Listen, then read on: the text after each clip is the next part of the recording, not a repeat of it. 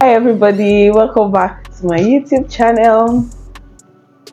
I am Chne Adize, and from the caption, this video is about first trimester. This journey, you have to take a very deep breath. And let me just say, you see, pregnancy is 1 year. Like, if you're about to take, you've taken, just prepare your mind for 1 year, because the journey is very long. Like, you just have to quit it. But the thing there is, Itaventa. So you just have to make up your mind and just know that you're going to carry it to full term and you deliver safe and sound. All right, before I start this video, what I'm about to say is my own personal experience. I am not anybody's yardstick, and nobody should be your own yardstick. I am just sharing my own journey with you. The fact that I went through what I went through or what I'm about to say does not mean you actually go through the same thing. So just learn to be positive. When you are pregnant, you hear different stories. Everybody will try to relate.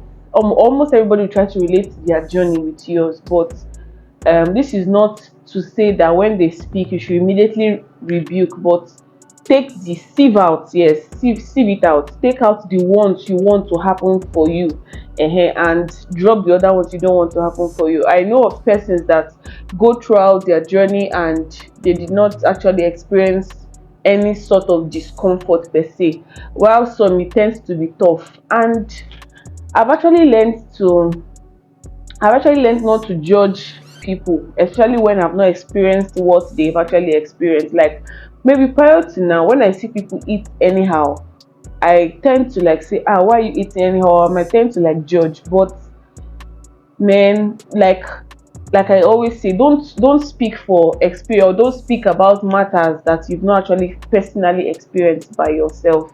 And also, I sincerely pray that anybody trusting God for the fruit of the womb, I pray that when by the time you see this video, I pray that you take in, or I pray that your heart desires are met, because waiting on God for this gift, for this reward, because the scripture says the fruit of the womb is a reward. Waiting on God for this reward is not really easy. It's not easy at all. So please, what you can actually do as a human being too is, when you see such persons, whether you know or don't know, don't just bump into couples and say, where are your children? Don't bump into people and ask, when are you getting pregnant? Don't use insensitive words around them. You mustn't even know whether they have children or not, because at the end of the day, what are you doing with the information? Do you want to feed them or something? So you can actually just pray for them. If you feel troubled that they might be going through something, just pray for them. It's not a time for you to speak bad or start saying insensitive. One word somebody told me, then I was 4 months pregnant, but because like I had a very small bump, actually at the initial stage till I got to third trimester, she said, okay, somebody was whining me and saying, that do fast and give us a baby girl for my son. The lady now replied on behalf of me, and she said, this one that is still busy doing shakara, she's not yet ready to give birth. So firstly, like, the statement was entirely wrong. The person is even a church member. And I don't know, there's something the Holy Spirit does with me. When people tell me those kind of things, I don't get to like voice out or reply immediately. It's when I get home, then I reminisce on what you actually said. Like, I don't like confront sometimes immediately. That's one of the ways the Holy Spirit helps me to take care of insensitive words. So she said that thing, and when I go home, this lady that spoke is actually very single. Like, single. Like, imagine I told her, that's why you are also single too, because you are still doing shakara. That's why men are not ready to marry. I know you now, you might be like, oh no, that's harsh. But did you actually think of what she said to me? I don't know. People just, probably she said innocently, or probably she didn't even have anything in mind. But then my point is, let's try to be kind with our words. You mustn't even talk. You can drink water and actually mind your business. Like, just be careful of the words you say around them. All right, so I don't get to bore you guys. Okay, first trimester. So actually, after we found out that we were expecting, um firstly, what happened in my own case was I actually lost appetite. I did not feel like eating. a whole lot. Like even drinking water, because they tell you to drink water a lot. Like in a day, as a pregnant woman, you're expected to drink at least 2 liters of water per day, and that's approximately 8 sachets of pure water. So in my own case, metallic taste. I had this metallic taste on my tongue, and for some persons, like I heard, like my sister-in-law, in her own case, after she brushes her teeth and scrubs her tongue, she feels much better and she can eat. But what she has to do is, she makes sure she eats, she has to brush again. But me, whether I brush 5 times, I brush 10 times, my dear, that metallic taste, the thing used to query on my tongue, and it became a problem. I wasn't eating. I really emaciated in my first trimester. If you see me, you think I was exercising. I emaciated because I wasn't eating, and I started getting worried because I did not want a low weight baby. Everything, you have to do everything in a moderate way. Like for instance, you don't have to overeat so the baby is not overweight, and you don't have to undereat so the baby is not underweight. So that is how it is. So I became so bothered. So what I did was to always make sure I take my prenatal medicines a lot. I made sure I was very consistent with it, at least. So if the baby is not eating, baby can at least take from the vitamins in the drugs. So another thing I always did to make myself hungry was, when I wake up in the morning, there's this show on Facebook, Nigeria versus Food.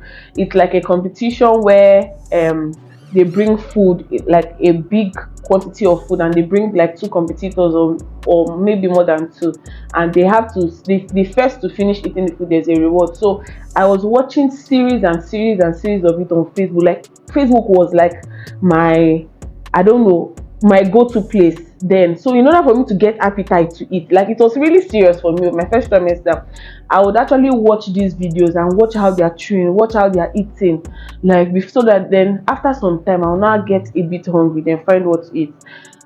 Getting hungry now is not the issue now, but the food you will eat now, me now, I could not eat my own food again, no matter how I cook it. Like something might be okay, after watching it I get hungry, something will be like, I'll be so desperately hungry for something, but if I cook it myself, I can't eat. Now the problem now is, who will now cook? Who are you going to stress to cook? There's no maid, there's nobody around with me. Like my sisters are not here, so they're both in school. So it became a problem. So my husband took it upon himself. He'll cook sometimes. At some point I got tired of my husband's food, and I started buying eateries. Mr. Biggs, I ate their fried rice. Jesus is Lord. I loved only their fried rice one. Another problem was, I will not eat meat. Oh, no meat, no chicken, no. I did not have appetite. Chicken, fish, meat, none of those. Like I was not hungry for any of these things at all. I was not hungry at all for all these food items. Like, but I'll just eat plain rice. Like eat the fried rice alone. I'm even sure my buy guy, when he goes to get the food, I'm sure they'll be looking at him like, why this oga they buy food?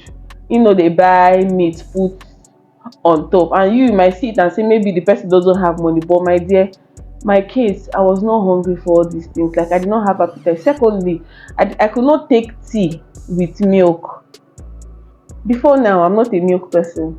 I'm not a tea person per se. Like I'm not one person that every time you must take tea and all. But I don't know, milk was, in fact the sight of milk was something else. I just did not want to add milk to my tea, and I was always feeling exhausted. Like when you wake up in the morning, like I'll be so tired. I was not more of a communicative person in my first trimester. I just wanted to be on my own. Like, don't talk to me, I don't want to talk to you. Like I'm not in the mood for long talks. Like just leave me. Maybe it's later in the day I might get more energy. So what I noticed was giving me strength was Milo. So when I wake up in the morning, the first thing I do is to boil hot water, and I'll just put just a very little spoon of Milo. This one is not making tea to be sweet. Like I just wanted little taste to be inside the water. So I'll just take a small spoon of Milo and put inside and drink alone. After drinking, I'll sweat. Then I'll just have energy to face the day. And so tiredness and all. Then for the metallic taste, I googled. I kept on asking questions. My doctor said it will go on its own. So kept on asking, and I even started speaking to it though, because it was becoming troubling. Because imagine you're not eating and you have to drink water. I could not swallow water because the metallic taste was just like an obstruction. I can't even describe the taste to anybody. So what they said online is you can take anything that has mentor. So I tried so many mentors. The only one that now finally worked was TomTom. Guys, I will go and check out packets of TomTom. Like anytime you see me that period, just ask me for TomTom. Even people around me knew that Neye is always with TomTom. Like I consume in a day, I can consume like 50, over 15 sachets of TomTom. At some point, I was becoming scared because I did not want diabetes for this small child, and I was scared. Like I was like, ha. At some point, I was even thinking one day, what if this child comes out at the end of the day with TomTom in his hand, like he's a boy because I've given birth now, and what if the child comes out with TomTom in his hand? Because I consumed TomTom a whole lot. There was, and I was taking the pack out every day because I.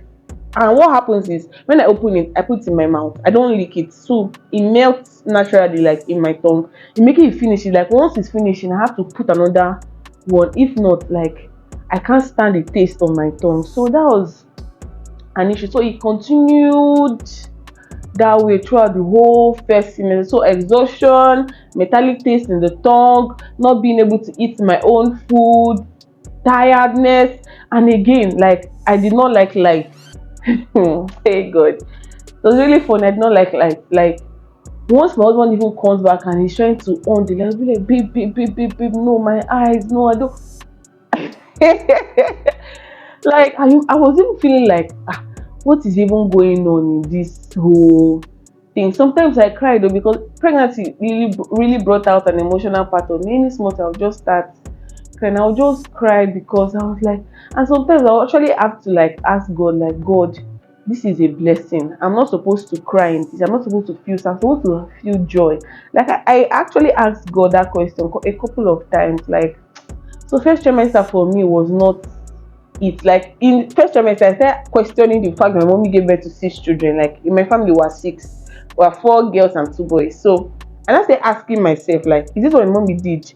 Gave birth to one? Like no multiple, no twins, no triplets, no quadruplets, and the rest of it. Like 1, 2, 3, 4, 5, 6. Hey, my dear, I had to ask her, like, is this what like you did? Like, even my mother-in-law, there are 5 in the house. Like, and I said, so mommy, like, you put did this thing. So they always say, when you give birth, you forget everything. When you give birth, you forget everything. Me, I was saying that, I cannot forget this experience because mine wasn't funny. And even if I force myself to eat based on I want to eat, like everything will just end up in the toilet.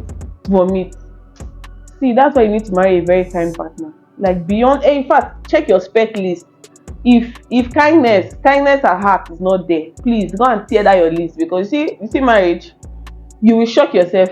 Your husband will shock himself. Your husband will shock you. You will shock you too. You will shock him. So if kindness is not part of the trait, my darling, my darling, you might actually want to quit. Do you get? So if the person is not kind at heart, do you get? All the while I vomited, my husband cleaned everything up. He cleaned everything up. He was really helpful and supportive. Sometimes he will cook, sometimes he will call me, what are you going to eat today? What do you feel like eating? Some of the eateries I went to get food, I was gonna order for them too. So kindness, like, and pregnancy is not a journey you should do alone. Like, when I was actually pregnant, I actually started questioning persons or all these people that you see them pregnant, they are hawking, or these people that don't even have any help around them. It's really tough. Like, if me, I had people around me and I was feeling how I was feeling, like imagine persons that don't have anybody to from time to time check up on them. How are you doing? How is it doing you? You'll be fine. Okay, my husband will always tap my back and say, you can do this, you are strong, you'll be fine, you can do this, you are strong, you'll be fine. I remember one night,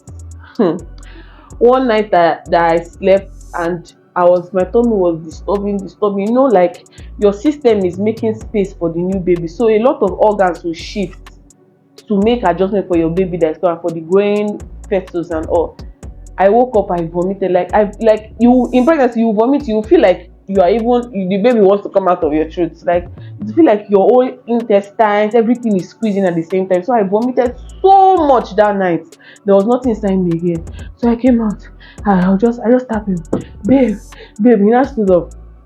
I heard myself, babe, my body has scattered. because I don't have any right word to say. And he said, "Don't say that. Don't say that. You can do this for us." And when he said you can do this for us, I actually felt touched, and I realized that it's like in my heart I was already giving up, and it's already reflecting physically. Do you get? So it now dawned on me that probably I should watch the words I'm saying, because your words can give you salvation, can save you, at the same time can also kill you. So I had to now start changing my words, because for him to say you do, please do this for us, like the word actually, the statement actually touched me. So my darling, that's my first trimester in a summary. Like I said, the fact that it happened to me does not mean it will happen to you. I'm just here to strengthen anybody that is actually okay, or you're not yet married, you come across this video. I'm just trying to strengthen you and make you know that if I did it, you can actually, so you get strength from my words and all. So this is just a summary. Like I said, I'm not the yardstick. And don't forget to pray for anybody trusting God for this reward. It will really be a nice one. So please don't forget to share, like, comment, and also subscribe to my YouTube channel. Also, if you want to be the first to get any of my videos or watch them, just turn on your post notification and I'll be glad to hear from you. So please kindly comment, like ask questions, whatever it is you need clarification on, just ask, and take care of yourself. Bye, lovelies.